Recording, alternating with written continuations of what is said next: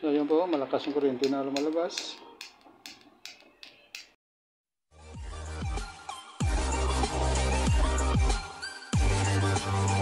Welcome back po. Sa video ito, pag-aaralan po natin kung paano mag-wiring ng skeleton na motor. So ito po ay wiring diagram ng XRM110, Honda Wave 100, saka TMX125. So dito meron po tayong half wave na regulator rectifier, half wave na stator. So ito po ay primary drive kagaya po ng XRM110. Saka 5 pin po ang kanyang CDI na AC. Saka 4 pin po ang kanyang ignition key. So para mabilis po tayo.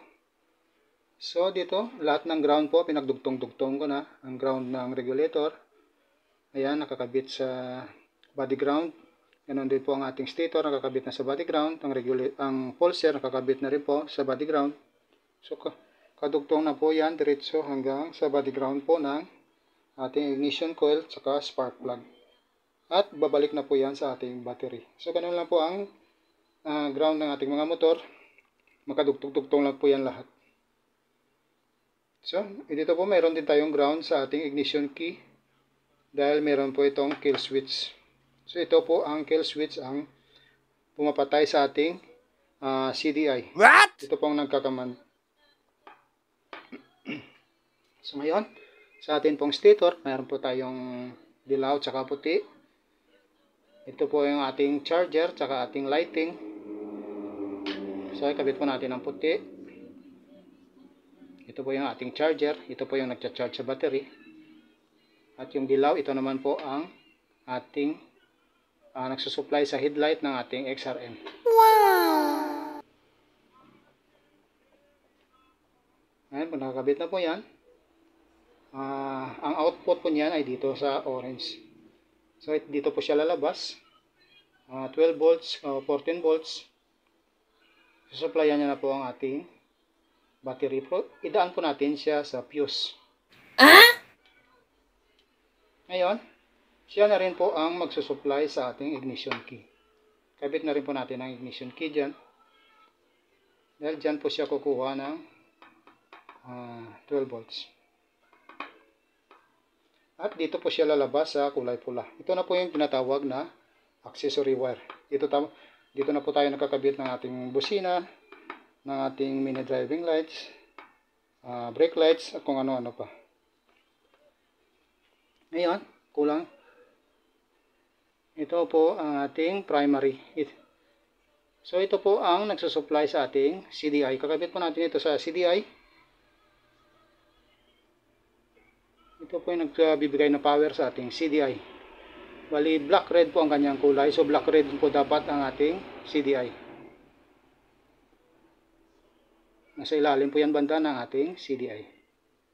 So in case hindi nyo po alam, ito po ang kanyang diagram. So yan po ang ating CDI. At ito naman po ang regulator rectifier na half wave. So sunod, nakakabit na po ang ating stator, ang ating pulser.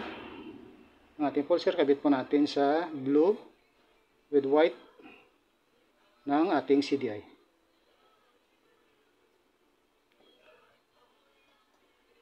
Sunod po ang ating CDI, meron po siyang ground.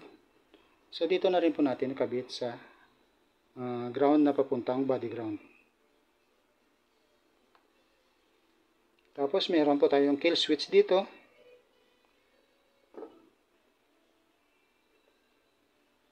Black with white po ang ating kill switch. So dito po siya. Ito po siya sa ilalim. Baka malito po tayo.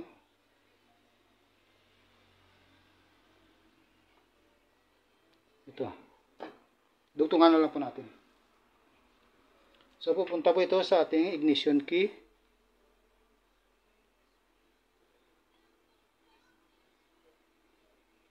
Dito po tayo pumapatay ng ating motor. Maghihinto na tayo. At patayin na natin ang susian. Ito naman po ang ignition coil. galing CDI. I-check po muna natin kung tama.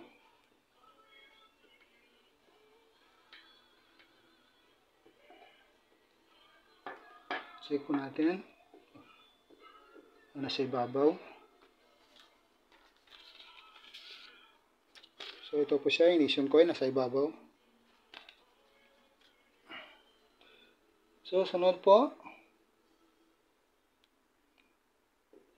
So tapos na, ganun lang po kasimple.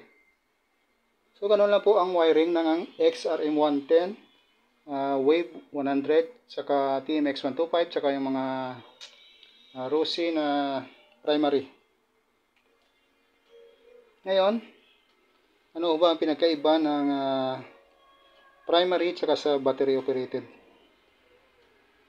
Sa primary operated po, mas bintaha po ito kung nasa mga malalayong lugar ka, dahil tatakbo po ang motor kahit walang battery at walang regulator rectifier.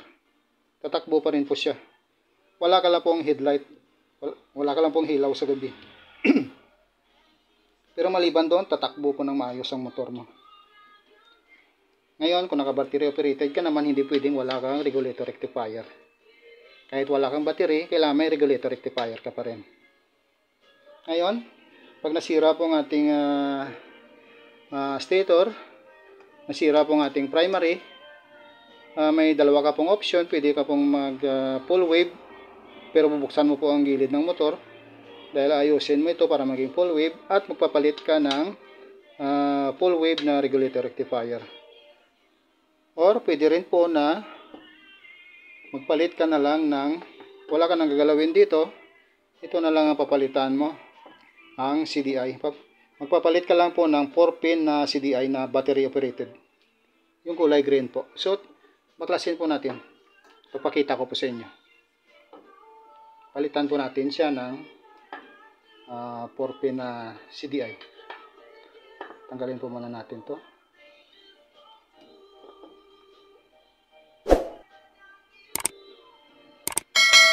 Tanggalin po muna natin ang CDI.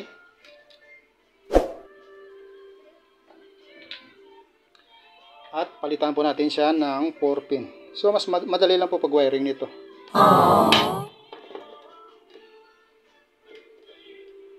So dito hindi na po natin kailangan ang ground sa ating ignition key.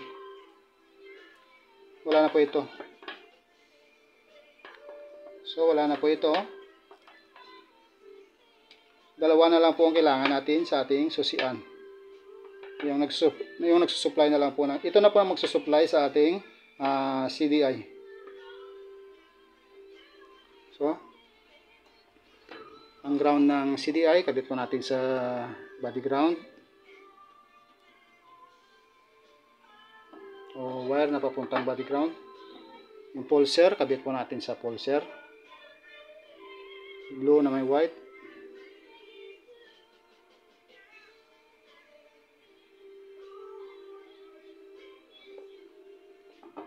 Yung black, kabit po natin sa ignition coil. So madali lang po ito pag natutunan na ninyo. At ito na lang po ang 12 volts na supply galing sa ating ignition key. So kakabit po natin yan dyan. Dugtungan lang po natin at medyo maiksi.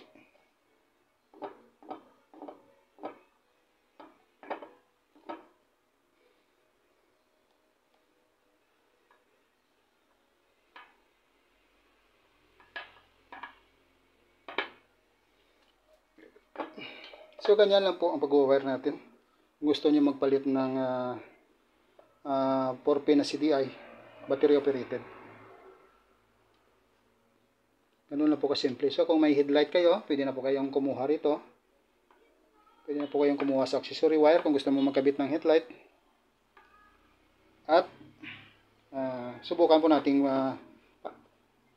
natin ito kung nilalabas na kuryente dito sa ating spark plug. So, tanggalin muna natin. Dahil wala po tayong susi. What? I-recta po muna natin siya.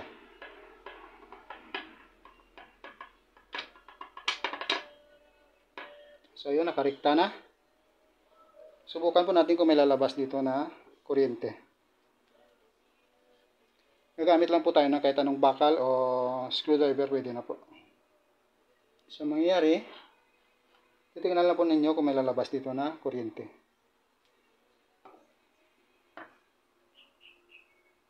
Habang ginagalaw-galaw po natin ang pulser. So itong primary hindi na po kailangan. Ito wala na po itong silbi. Pwede na pong itago yan. So ganito lang po gawin natin. Tingnan po natin dito kung may kuryente na lalabas. Lapit po natin.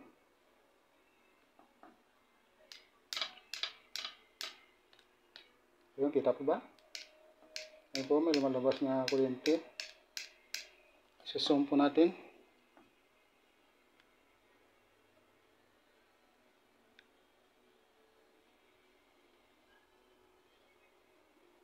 So dito po, tingnan.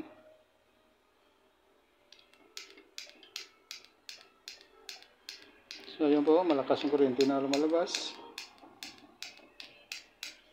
So ganun na po kasimple mag-wire. So kung meron po kayong natutunan, paki-like and subscribe, at kung meron po kayong gustong itanong, paki-comments na lang po at sasagutin natin.